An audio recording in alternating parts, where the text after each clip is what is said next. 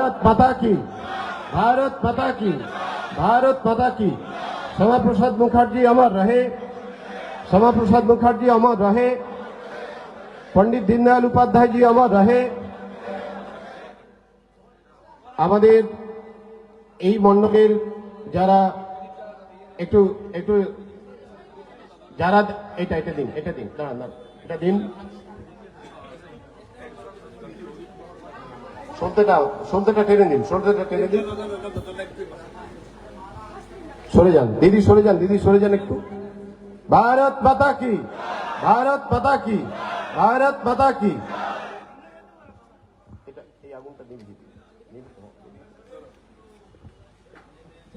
আপনারা যারা আছেন একটু মঞ্চের নিচে যাবেন, যাদের আমরা মঞ্চে ডেকেছি শুধুমাত্র তারাই মঞ্চে থাকবেন। আজকে ডক্টর শ্যামাপ্রসাদ মুখার্জির এই যে জন্মদিন, তার যে আজকে আবির্ভাব দিন, সেই দিনকে আজকে তার জন্য আপনাদের সকলকে আমি গৈরিক অভিনন্দন জানাই।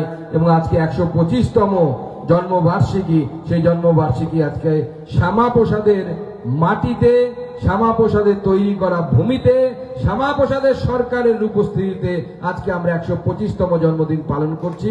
এটা আমাদের অত্যন্ত সৌভাগ্য।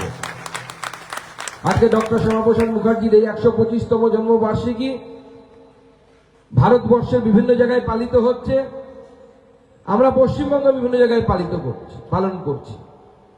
আজকে আমরা এই পশ্চিমবঙ্গে যেখানে উপস্থিত আছি, কেউ বারাসাতে থাকি, কেউ কলকাতায় থাকি, কেউ বা সুদূর উত্তরবঙ্গের বাসিন্দা, কেউ বা জঙ্গলমহলের বাসিন্দা, কিন্তু এই পশ্চিমবঙ্গের দীর্ঘ ভূভাগ, পশ্চিমবঙ্গ বলে কোন রাজ্য গঠিত হতো না, বা পশ্চিমবঙ্গের এই দীর্ঘ ভূভাগ তৎকালীন পূর্ব পাকিস্তান, বর্তমান বাংলাদেশে চলে যেত যদি ডক্টর শ্যামাপ্রসাদ মুখার্জি না থাকতেন।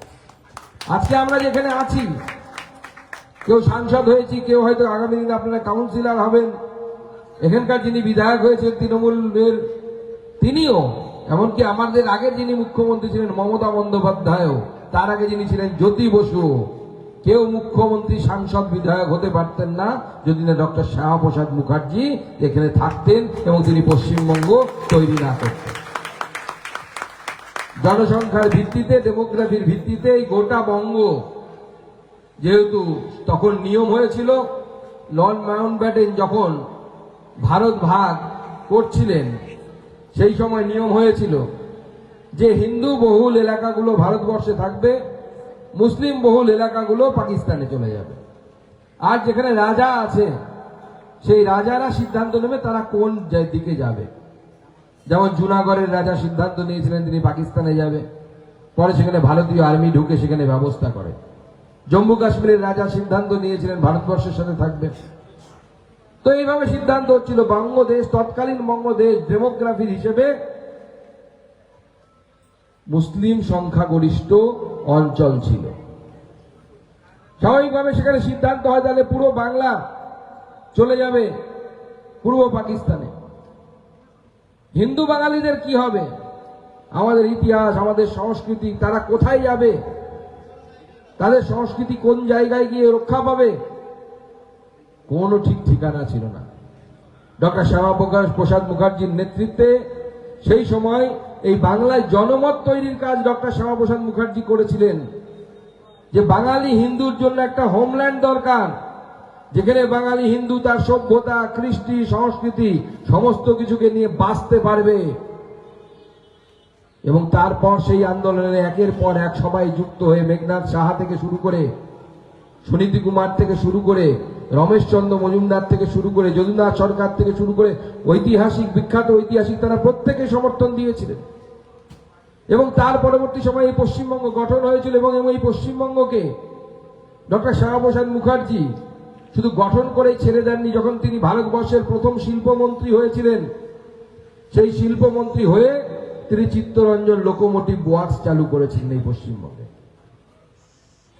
তিনি প্রথম যে আমাদের সরকার, যে সরকার জওয়াহরলাল নেহরুর নেতৃত্বে তৈরি হয়েছিল, যে সরকার নির্বাচিত সরকার ছিল না, বিভিন্ন দল থেকে নিয়ে মন্ত্রিত্ব দেওয়া হয়েছিল, ডক্টর শ্যামাপ্রসাদ মুখার্জির কাছে এসেছিল হচ্ছে ইন্ডাস্ট্রি অ্যান্ড সাপ্লাই, সেই মিনিস্ট্রির মিনিস্টার হয়েছিলেন উনি। তাকে বীর সাভারকার বলেছিলেন। শ্যামাপ্রসাদজির ইচ্ছে ছিল না খুব একটা মিনিস্ট্রি নেয়ার, কিন্তু সেই সময় বীর সাভারকার তাকে বলেছিলেন যে আপনি এই মিনিস্ট্রি নিন। তার হয়তো ইচ্ছে ছিল, বা তাহলে আরো ভালো হতো যদি ভারতবর্ষের শিক্ষার দায়িত্বটা ডক্টর শ্যামাপ্রসাদ মুখার্জিকে দিতে পারতেন সেই সময় জওয়াহরলাল নেহরু। কারণ তিনি ভারতবর্ষের কলকাতা ইউনিভার্সিটি, সেই সময় শ্রেষ্ঠ ইউনিভার্সিটির তার সর্বকনিষ্ঠ উপাচার্য ছিলেন। সারা জীবনটা শিক্ষার জন্য তিনি উৎসর্গ করেছেন। কিন্তু সেই সময় তাদের কি কম্পালশন ছিল আমি জানি না। সেই সময় ডক্টর শ্যামাপ্রসাদ মুখার্জিকে শিক্ষা ব্যবস্থার দায়িত্ব না দিয়ে তাকে শিল্প এবং অন্যান্য দেয়া হলো, সাপ্লাইয়ের দায়িত্ব দেয়া হলো, এবং তিনি শিক্ষার দায়িত্ব পেলেন না। শিক্ষার দায়িত্ব দেয়া হলো মৌলানা আবুল কালাম আজাদকে, যিনি ভারতবর্ষের শিক্ষা ব্যবস্থার সাথে অ্যাকোয়েন্টেডই না। ভারতবর্ষের শিক্ষা ব্যবস্থায় পড়াশোনাই করেনি, মাদ্রাসাতে পড়াশোনা করেছেন বেশিরভাগ সময়, জন্ম মক্কাতে। তাকে ভারতবর্ষের প্রথম শিক্ষামন্ত্রীর দায়িত্ব দেওয়া হলো। আজকে ডক্টর শ্যামাপ্রসাদ মুখার্জি যদি ভারতবর্ষের প্রথম শিক্ষামন্ত্রী হতেন, তাহলে আজকে ভারতবর্ষের শিক্ষার এই যে অপসংস্কৃতি ঢুকে গেছে সেটা হতো না। একদম ভারতবর্ষের শিক্ষা ব্যবস্থা যেরকম হওয়া দরকার সেই ধরনের শিক্ষা ব্যবস্থা ডক্টর শ্যামাপ্রসাদ মুখার্জি তৈরি করছে। কিন্তু যেমন কথায় আছে, ঢেকি স্বর্গে গেলেও ধান ভাঙে। শিক্ষা যে লাভ পেল না, সেই লাভটা শিল্প পেল। শিল্প এবং সাপ্লাইয়ের দায়িত্ব, ইন্ডাস্ট্রি অ্যান্ড সাপ্লাইয়ের দায়িত্ব ডক্টর শ্যামাপ্রসাদ মুখার্জি যখন পেলেন, 1948 সালে ভারতবর্ষের শিল্প নীতি তিনি তৈরি করলেন। সেই শিল্পনীতি প্রকাশিত হলো, এবং সেই শিল্পনীতিতে উনি মিশ্র শিল্পনীতির কথা বললেন।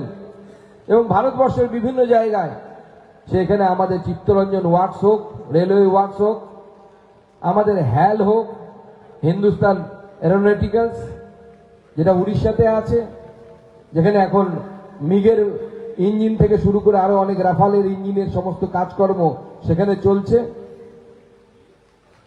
আমাদের এখান থেকে আমি এখন যাচ্ছি হচ্ছে ধানবাদে গিয়ে সিন্দ্রি বলে একটি জায়গা আছে।